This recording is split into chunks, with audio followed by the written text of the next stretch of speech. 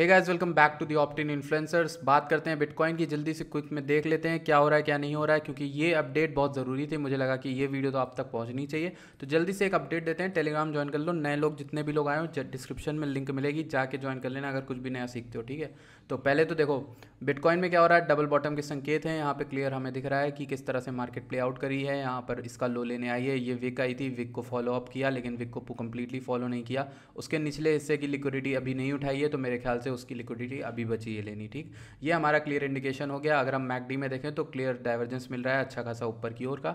लेकिन अगर हम इसके साथ देखें आरएसआई को, तो आरएसआई में हमें कुछ अच्छी डाइवर्जेंस दिखती है, जिसको मैं मानता हूँ। मैकडी को मैं कुछ नहीं मानता। कल मैंने आपको टेलीग्राम में एक पोस्ट भी लिख के भेजी थी कि भैया मैं डेथ क्रॉस वगैरह ईएमए वगैरह को भी छोड़ रहा हूँ, क्योंकि अब मेरे ट्रेडिंग स्टाइल जैसे जैसे आदमी सीखता है, जैसे मैंने आपको बताया मैं खुद भी सीख रहा हूँ और आप लोग को भी बताता हूँ जो नया सीखता हूँ। तो बेसिकली मैंने अपनी ट्रेडिंग स्टाइल में अब इंप्लीमेंट ये किया है, मैं एमएस को ईएमएस को छोड़ रहा हूँ और कुछ ही बहुत ही सेलेक्टिव एमएस को, जैसे 200 वीकली, 21 वीकली हो गई। और वहीं पर डेली में मैं कोई एमए को ज़्यादातर यूज़ नहीं करता, क्योंकि कोई भी वर्क करती नहीं नज़र आएगी। हर एमए का आपको फेकआउट दिखता है, तो ऐसी कौन सी ऐसी एमए काम करनी अच्छी होती है जिसमें एक दो बार वो फेकआउट दे। लेकिन अगर कोई एमए आपको 5-6 बार फेकआउट दे रही है, आपके 20% 30% फेकआउट दे रही है, तो ऐसे ही एमए कोई काम की नहीं होती। ठीक, अब बात करते हैं हम लोग बिटकॉइन में। ओके, सो बिटकॉइन में आरएसआई को मैं इकलौता ऐसा अपना भाई मानता हूँ कि आरएसआई, क्योंकि बढ़िया यार, अपना अपना अपना लड़का है, अपने गली का लड़का है। मैं बताता हूँ कैसे। देखो आरएसआई जो है ना, वो बहुत ही सॉलिड इंडिकेशन दे रहा है with that relative strength index है। जो इसकी डिफिनेशन होती है यार, इसको भाषा में समझो, हिंदी में क्या, रिलेटिव स्ट्रेंथ इंडेक्स। ठीक है, रिलेटिव स्ट्रेंथ मतलब कंपैरेटिवली 14, पिछले देखो इसमें पीरियड के लिखा हो 14, तो पिछली 14 कैंडल्स का स्ट्रेंथ देखता है, कितना मूवमेंट हो रहा है, वॉलेटिलिटी हो रही, कितना प्राइस एक्शन है, वॉल्यूम है। तो उन सब से कैलकुलेशन करके ये रिलेटिवली स्ट्रेंथ बनाता है। ये खुद से नहीं काम करता है, ये पिछले चीज़ों को लेकर रख रहा है। ये भी एक लैगिंग इंडिकेटर है, मतलब पिछले पार्ट्स को, पिछले 14 दिनों में, पिछले 14 वीक्स में क्या चीज़ें हो रही हैं उनको कंपेयर करके एक यहाँ पर इंडेक्स बताता है 100 से 70 के बीच में। ठीक है, 100 से 0 के बीच में।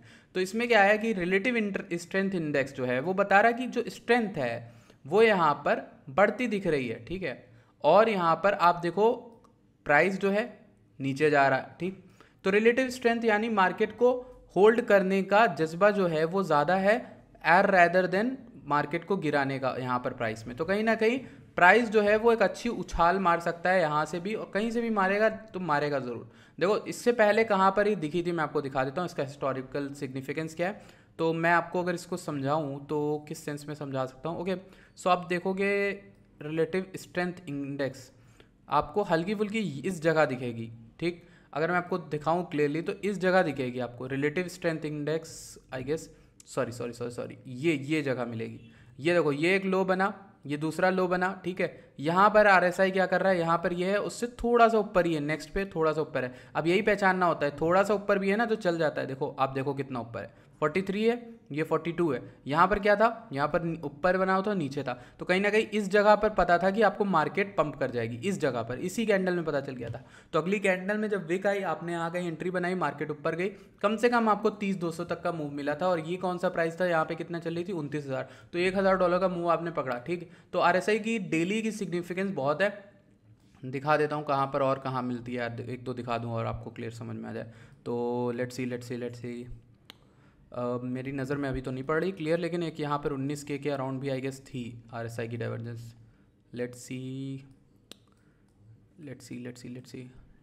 Okay, this one.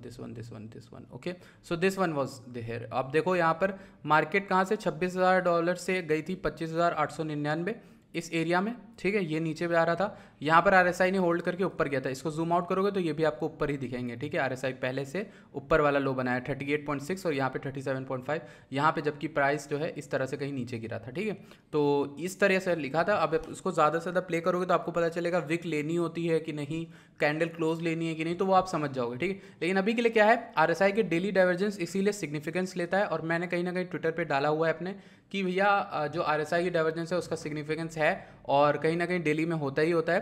पर मार्केट एक लो बनाती ज़रूर है अगर आरएसआई डाइवर्जेंस दिख रही हो, ताकि लोगों को बेवकूफ़ बना सके, उनको कर सके। अगर ये पूरी कैंडल इंगल्फ हो गई और ये कहीं ना कहीं मार्केट इसके ऊपर ले गया, देखो अभी मार्केट को बुलिश होने के लिए 26,400 के ऊपर करना ही पड़ेगा होल्ड, तभी यहाँ पर मार्केट कुछ ना कुछ ऊपर जाने के संकेत देगी। ठीक, अभी के लिए हमारे पास डबल बॉटम की एक थ्योरी बनाने के अलावा कोई काम नहीं है, हम खाली बैठेंगे। अभी हम कुछ और नहीं करेंगे, कोई लॉन्ग पोजीशन बिल्ड करने की ज़रूरत नहीं है। ऑल्ट्स में तो स्पेसिफिकली नहीं करनी है, ठीक है। ऑल्ट्स में कुछ ही चुनिंदा ऑल्ट्स हैं, जैसे लिंक हो गया, रून हो गया, ये सब अच्छा होल्ड कर रहे हैं मेरी नज़र में, और आपको दिख रहा हो तो आप करना।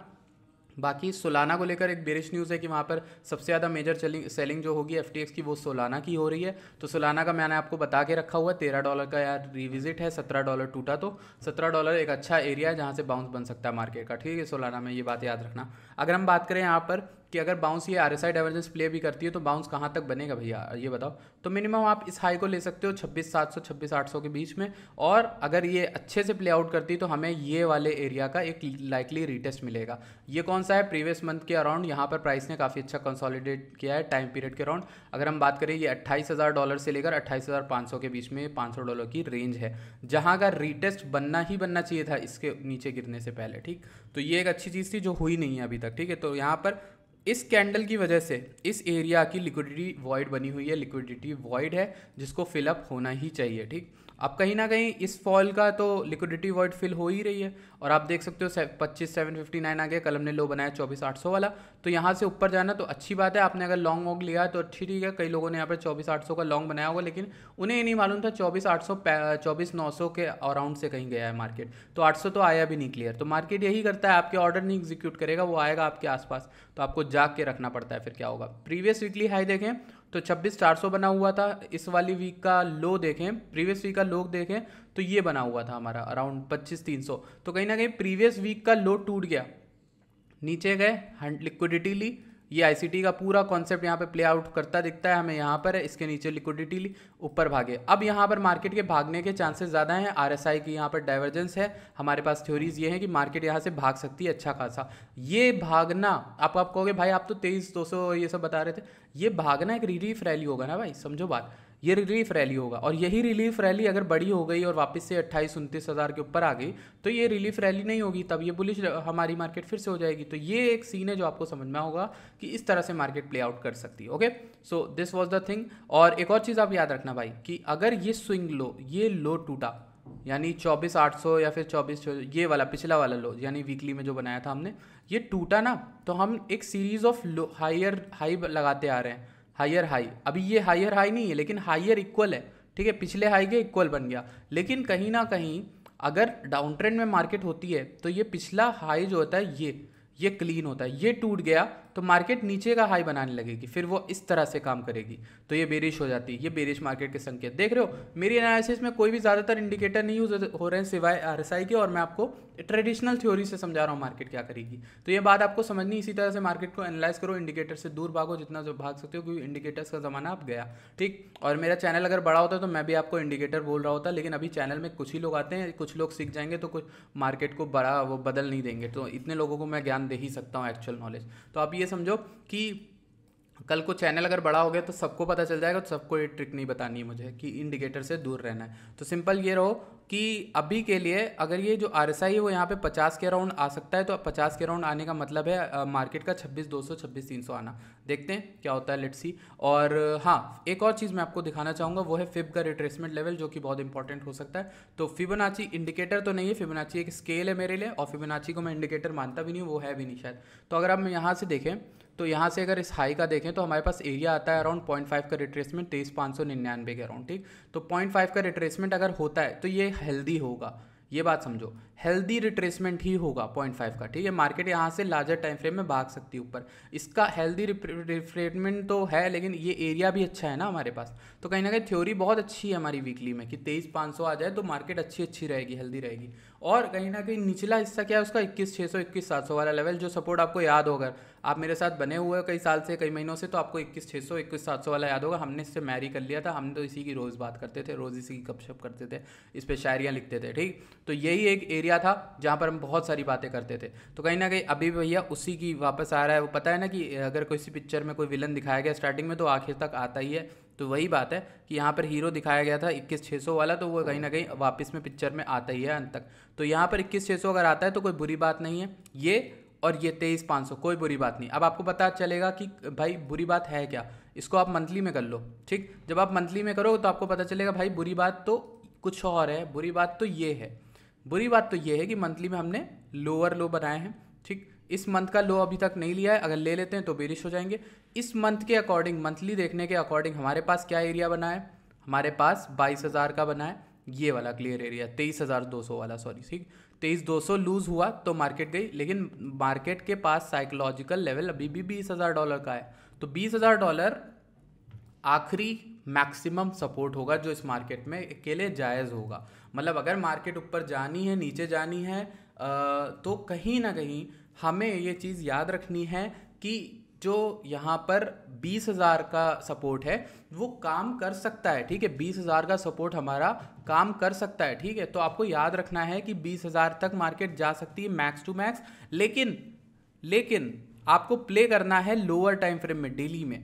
क्या देखना है आपको, देखना क्या है, मार्केट अगर यहाँ 26,400 के ऊपर कर लेती है तो मार्केट यहाँ जाने की ओर भागेगी, ठीक है, 28,200, ठीक, और यहाँ तक भागेगी, इसके ऊपर रिक्लेम के मतलब है बुलिश हो जाना। और उसके नीचे अगर यहाँ पे, अगर देखो मेरा ये अनुमान है कि एक RSI की डाइवर्जेंस तो प्ले आउट करेगी ही, मिडल तक का रिफ्रेडमेंट होगा 27,500 27, कहीं ना कहीं हम आएंगे, कहीं ना कहीं उठेंगे, वहाँ शॉर्ट कर देना मार्केट को, ठीक है। अगर वॉल्यूम ना दिखे, शॉर्ट करके 23,200 तो पे एग्जिट मारना, 23,200 पे वेट करना, मार्केट का 20,000 है, 23,200 यहाँ पे अपने बैग भरना स्टार्ट करना। अपने बैग कहाँ भरने, इस एरिया के अराउंड भरने, ठीक, तुम समझ गए। मैंने बात घुमा दी, शायद लग रहा है आप कंफ्यूज हो जाओगे, पर आप जिनको पता है, जो पहले से बातें सुन रहे हो, वो समझ जाएंगे। मैं दो तरह की बात नहीं कर रहा हूँ, पूरी सेम एनालिसिस वही है। मैं आपको दोनों साइड की चीज़ें बताता हूँ, कैसे कब प्ले करना है, उसको प्ले करना आपके ऊपर है, क्योंकि मैं भैया आपका हाथ नहीं पकड़ सकता ना, आपका हाथ पकड़ के ट्रेड बाय सेल नहीं करा सकता ना, वो तो आपका अपना मेंटल मॉडल है कि आप किसका पैसा उधार लेके आ रहे हो, किसका पैसा अपना लगा रहे हो, कितना पैसा, तो वो सब चीज़ें, ठीक है। Thank you so much for watching this video, मिलते हैं आपसे नेक्स्ट वीडियो में, तब तक टेलीग्राम ज्वाइन कर लो। I see you guys in the next video, till then bye bye.